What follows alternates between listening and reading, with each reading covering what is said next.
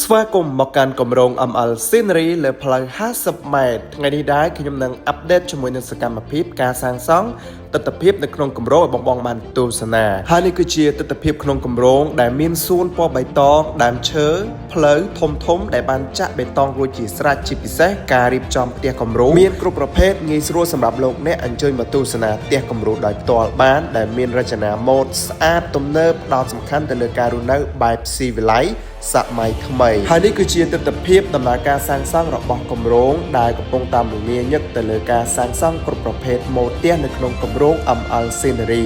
ជាពិសេសកំពុងតាមលំងាញឹកទៅលើការសាងសង់ផ្ទះអតិថិជនដែលបានធ្វើការកក់រួចរាល់ហើយកំពុងតែដំណើរការបាទផ្ទះគំរូគ្រប់ប្រភេទដើម្បីឲ្យងាយស្រួលសម្រាប់អតិថិជនដែលគាត់ចាប់អារម្មណ៍ប្រភេទម៉ូដផ្ទះណាមានផ្ទះគំរូសម្រាប់ចូលទស្សនាអញ្ចឹងគម្រោង ML តែងតែផ្ដោតសំខាន់ទៅលើគុណភាពការសាងសង់មានល្បឿនលឿនជាពិសេសតម្លៃសមរម្យទីតាំងល្អលក្ខខណ្ឌបង់ប្រាក់មានភាពងាយស្រួលសម្រាប់បងដែលមានចំណាប់អារម្មណ៍កុំភ្លេចធ្វើការឆាតចូលពេកដើម្បីជ្រាបព័ត៌មានកាន់តែច្បាស់អរគុណច្រើនបុរី ML ធ្វើឲ្យជីវិតកាន់តែមានសុភមង្គល